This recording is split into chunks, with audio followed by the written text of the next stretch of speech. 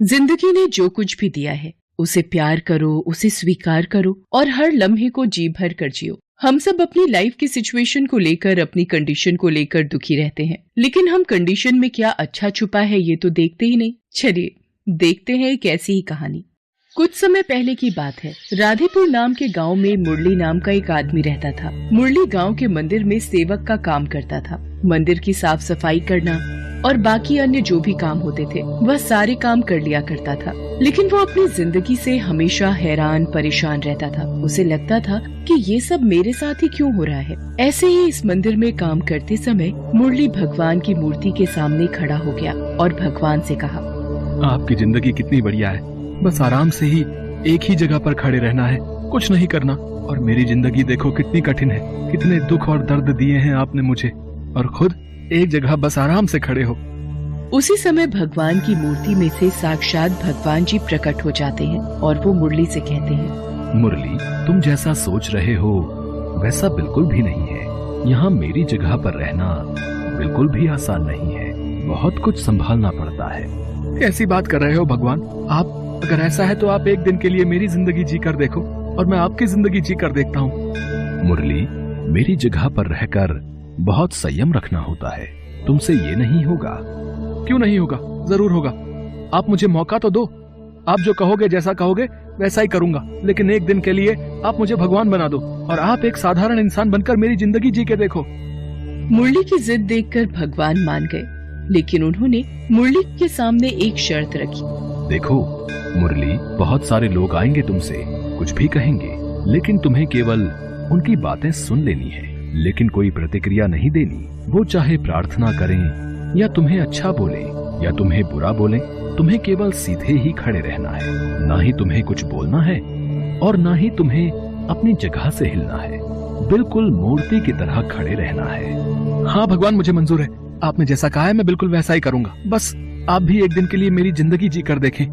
ठीक है, अब तुम एक दिन के लिए भगवान बन जाओ और मैं तुम्हारी तरह एक दिन जिंदगी जीता हूँ।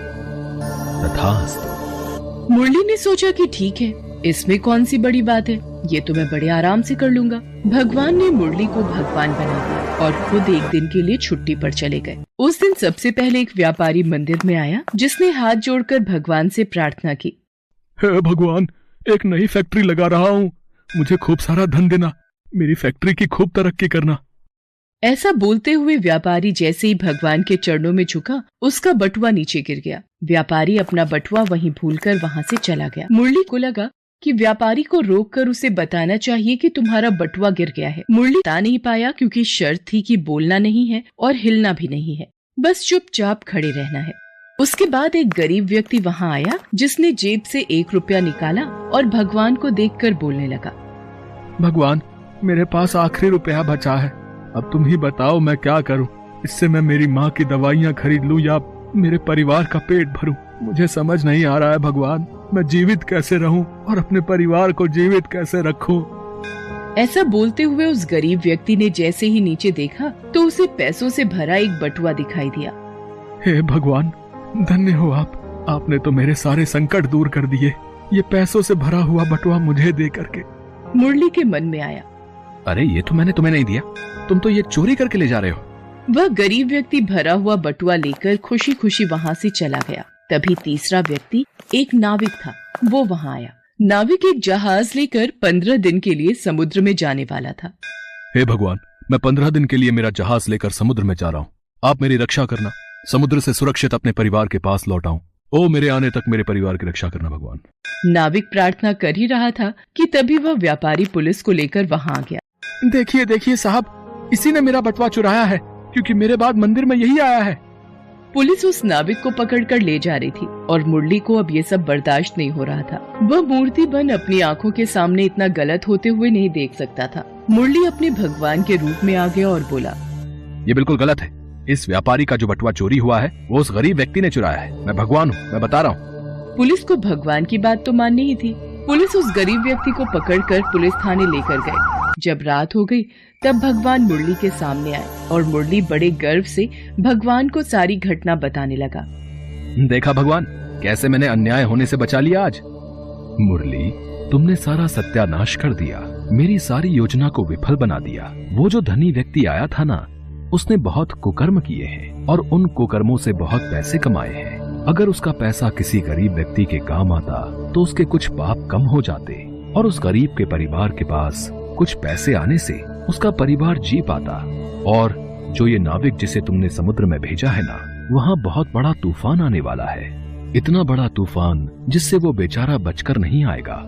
अगर वो 15 दिन के लिए जेल चला जाता तो उसकी जान बच जाती। तब मुरली को एहसास हुआ कि ये सब तो शायद वो सोच ही नहीं सकता था। वह तो जो कुछ आंखों के सामने हो रहा था केवल वही देख रहा था। और यही हम और आप भी करते हैं। ऊपर वाले की उस लंबी योजना को समझ ही नहीं पाते। बस कुछ क्षणों के लिए हमें जो चीजें गलत लगती हैं, वास्तव में उन चीजों के पीछे भगवान की कुछ बड़ी अच्छी योजना छुपी होती है। याद रखिए, अगर ये आपकी मर्जी से नहीं हो रहा तो ये भगवान की मर्जी से हो रहा है। और जो कुछ भगवान की मर्जी से होता है ना, वो बहुत अच्छा होता है।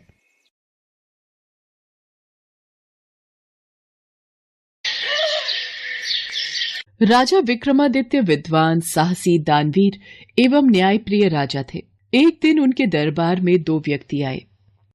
प्रणाम महाराज, हमने आपका बहुत नाम सुना है, इसलिए हम दोनों आपके पास सही न्याय की इच्छा से आए हैं। आप कारण बताइए, आप दोनों के बीच उचित न्याय ही किया जाएगा। महाराज, हम दोनों में कुछ दिनों से ये विवाद चल रहा है कि कर्म बड़ा है या किस्मत। मैं कहता हूं कि कर्म बड़ा है और ये कहता है कि किस्मत। अब आप ही इसका उत्तर बताइए और न्याय कीजिए। दोनों व्यक्तियों की बात को सुनकर राजा विक्रमादित्य सोच में पड़ जाते हैं और वो उन दोनों व्यक्तियों से कहते हैं, आप दोनों के इस प्रश्न का उत्तर देने के लिए मुझे समय चाहिए। आपके इस प्रश्न का उत्तर मैं 6 माह के पश्चात दूंगा। आप मेरे पास 6 माह के पश्चात आना। ठीक है महाराज, हम आपसे ठीक 6 माह के पश्चात ही मिलेंगे। उन दोनों व्यक्तियों के जाने के पश्चात राजा विक्रमादित्य उलझन में पड़ जाते हैं और प्रश्न का उत्तर जानने के लिए उन्होंने मन में कुछ विचार किया और 6 माह के लिए राज्य का कार्यभार सेनापति को सौंपकर राजा विक्रमादित्य वेश बदलकर एक दूसरे नगर में पहुंचे। वहां राजा विक्रमादित्य को एक व्यापारी मिला। लगता है नगर में नए आए हो, पहले कभी देखा नहीं तुम्हें। मेरा नाम विक्रम है, मैं आज ही यहाँ आया हूँ। इस समय नौकरी की तलाश में जा रहा हूँ। अगर आपके पास कोई काम मिल जाए तो बड़ी मेहरबानी होगी। हाँ, एक सेवक की तो मुझे जरूरत है। तुम दिखने में भी अच्छे परिवार के ही लग रहे हो। अच्छा बताओ, अगर मैं तुम्हें नौकरी पर रख लूं तो कितना वेतन लोगे? प्रतिदिन की 1000 मुद्राएं। प्रतिदिन की 1000 मुद्राएं? आखिर तुम में ऐसा क्या गुण है जो तुम इतना अधिक वेतन मांग रहे हो? आप एक बार मुझे रखकर तो देखिए, आपको शिकायत का मौका नहीं दूंगा। मैं वो काम भी कर सकता हूं जो कोई दूसरा नहीं कर सकता। तुम्हारी बातों में आत्मविश्वास दिखाई पड़ता है। ऐसी बात है तो तुम्हारी नौकरी आज से ही पक्की हुई। व्यापारी राजा विक्रमादित्य को काम पर रख लेता है। दिन भर काम करने के पश्चात राजा विक्रमादित्य को 1000 मुद्राएं मिली। उनमें से आधी उन्होंने ब्राह्मणों को दे दी। बची मुद्राओं में से आधी गरीबों और भिखारियों में बांट दी। शेष में से कुछ साधु सन्यासियों को दे दी तथा कुछ अपने खाने पीने के लिए रख ली। राजा विक्रमादित्य अपनी थाली लेकर जब भोजन ग्रहण करने बैठे, तभी अचानक एक साधु महात्मा उनके पास आए। बेटा, बहुत भूखा हूँ, कुछ खाने को दे दो तो तुम्हारी अति कृपा होगी। हाँ महाराज, जरूर मिलेगा। ये लीजिए, आप ये भोजन ग्रहण कीजिए। खुश रहो बेटा, भगवान तुम्हारा भला करे। राजा विक्रमादित्य ने अपनी थाली साधु बाबा के आगे रख दी। साधु बाबा भोजन करके आशीर्वाद देकर चले गए, पर राजा को उस दिन भूखा ही रहना पड़ा। आज मेहनत की, पैसा भी कमाया, पर भोजन भाग्य में नहीं था, इसलिए नहीं मिला। हाँ, दूसरों की सहायता करने का पुण्य भाव सो मिल गया। अगर परिश्रम ही न करता तो न भोजन मिलता और न ही पुण्य। राजा विक्रमादित्य अभी ये सब सोच ही रहे थे कि तभी वो व्यापारी उनके पास आता है और उनसे कहता है, विक्रम, तुम अपना भी जरूरी सामान बांध लो। हमें समुद्र पार दूसरे देश की यात्रा पर जाना है और मैं चाहता हूँ कि तुम भी मेरे साथ ही चलो। ठीक है सेठ जी, जैसी आपकी आज्ञा। व्यापारी सेवक बने राजा व कुछ अन्य सेवकों के साथ विदेश यात्रा के लिए निकल पड़ा। एक दिन अचानक समुद्र में तूफान आ गया। जहाज डगमगाने लगा। सभी लोग घबरा गए। व्यापारी ने जहाज के चालक से लंगर डालकर जहाज को वहीं रोकने के लिए कहा। मुझे लगता है जहाज को यहीं रोक देना चाहिए, तूफान रुकने पर आगे चलेंगे। थोड़ी देर बाद तूफान थम गया। तूफान रुक गया है, अब हमें आगे बढ़ना चाहिए। ये क्या, लंगर उठ नहीं रहा, अब जहाज आगे कैसे बढ़ेगा? अब विक्रम इधर आओ, चालक से लंगर नहीं उठ रहा। तुमने कहा कि तुम वो काम भी कर सकते हो जो दूसरा कोई ना कर सके। अब इस संकट से सभी को बचाओ। आप घबराइए नहीं, मैं ये लंगर अभी उठा देता हूँ। राजा विक्रमादित्य जहाज के नीचे उतरे और पूरी ताकत से लंगर उठाया तो वह तुरंत ऊपर उठ गया। जहाज आगे बढ़ने लगा। राजा जहाज में चढ़ने लगे कि जहाज की लकड़ी टूटकर उनके हाथ में आ गई। तभी ऊंची लहर आई और वो जहाज राजा से दूर निकल गया। राजा टूटी लकड़ी के सहारे तैरने लगे। तभी जहाज डगमगाकर हिचकोले खाने लगा। थोड़ी ही देर में जहाज समुद्र में डूब गया। विक्रमादित्य को लगा कि भाग्य से वह बच गए। उन्होंने लंगर उठाकर कर्म किया था, तभी भाग्य ने भी साथ दिया। जहाज के टुकड़े के सहारे राजा एक टापू के किनारे आ गए। राजा ने देखा वहाँ की प्रजा में उदासी थी। राजा ने एक व्यक्ति से पूछा, सुनो भाई, ये पूरे नगर में उदासी कैसी? जिस राज्य की राजकुमारी आज रात 12 बजे मरने वाली हो, उस राज्य में शोक नहीं होगा तो और क्या होगा? मैं कुछ समझा नहीं श्रीमान। हमारी राजकुमारी के भाग्य में लिखा है कि आज रात 12 बजे एक सांप के काटने से उनकी मृत्यु हो जाएगी। मुझे यहाँ के राजा से मिलना है। राजा विक्रमादित्य को नगर के राजा के पास लेकर जाता है। महाराज, आप इस दुविधा से मुक्त हो सकते हैं। आप रात 12 बजे तक जैसा जैसा मैं कहता हूँ वैसा वैसा कीजिए। अगर तुम हमारी ये विपदा दूर कर दो तो हम तुम्हें मुंह मांगा इनाम देंगे। महाराज, जितना हो सके आप आज राजकुमारी के हाथों दान पुण्य कर्म करवाइए। पर दान पुण्य कर्म से ये समस्या टल जाएगी। महाराज, दान पुण्य और अच्छे कर्म हमारा वर्तमान और भविष्य तय करते हैं। हमें भविष्य की चिंता में वर्तमान के कर्म नहीं छोड़ने चाहिए। हमारा वर्तमान ही हमारा भविष्य तय करता है।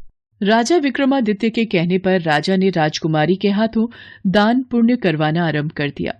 राजकुमारी सैनिकों के साथ नगर में हर व्यक्ति को दान में अनाज, कपड़े, धन, सभी सहायक वस्तुएं आदि बांट रही थी कि तभी राजकुमारी की नजर एक नेवले और सांप पर पड़ती। हे भगवान, लगता है आज ये नेवला इस सांप को मार ही डालेगा। सिपाही, इस सांप की जान बचाओ, नेवला इसे घायल कर देगा। सिपाहियों ने भाले दिखाकर उस नेवले को डरा दिया, जिससे वो सांप को छोड़कर भाग गया। वो हल्का जख्मी हो गया था। राजकुमारी उसके पास आई। सांप की चोट लगी है पर घाव ज्यादा गहरा नहीं है, कुछ दिन में ठीक हो जाएगा। सिपाही, इस सांप के लिए किसी कटोरे में थोड़ा दूध लेकर आओ। सांप भूखा था, उसने जल्दी जल्दी सारा दूध पी लिया। कुछ देर बाद सांप की माँ वहां आ जाती है। आज तुमने मेरे पुत्र की जान बचाई है, जीती रहो बेटी, ईश्वर तुम्हें लंबी आयु दे।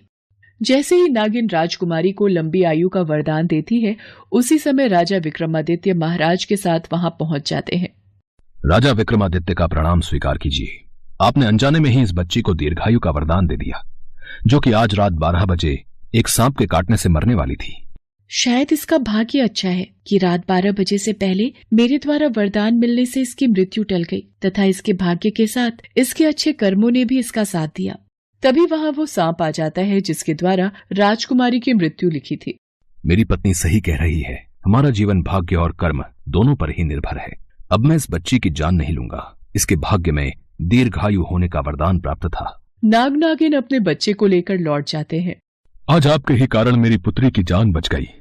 आप जरूर ही कोई भले मानस दिखाई पड़ते हैं। मुझे अपना परिचय दीजिए। मैं राजा विक्रमादित्य हूँ। जहाज डूबने के कारण। और फिर राजा विक्रमादित्य राजा को अपनी सारी कहानी बताता है। आप चिंता मत करो, हमारे पास एक जादू की घोड़ी है। वो उड़कर दुनिया के किसी भी कोने में जा सकती है। आप उस पर बैठकर समय से अपने देश लौट जाएंगे। और फिर राजा विक्रमादित्य जादुई घोड़ी पर सवार होकर अपने नगर में पहुंचते हैं। अगले दिन राजा विक्रमादित्य ने दोनों व्यक्तियों को महल में बुलाया। आपके प्रश्नों का उत्तर मुझे मिल गया है। भाग्य और कर्म दोनों ही साथ साथ चलते हैं। ये एक ही गाड़ी के दो पहिए हैं। अगर भाग्य साथ दे किंतु कर्म ना करो तो कुछ भी प्राप्त नहीं होता। इसी तरह यदि कर्म करो पर भाग्य साथ न दे तब भी कुछ हासिल नहीं होगा। दोनों व्यक्ति राजा का उत्तर सुन संतुष्ट होकर चले।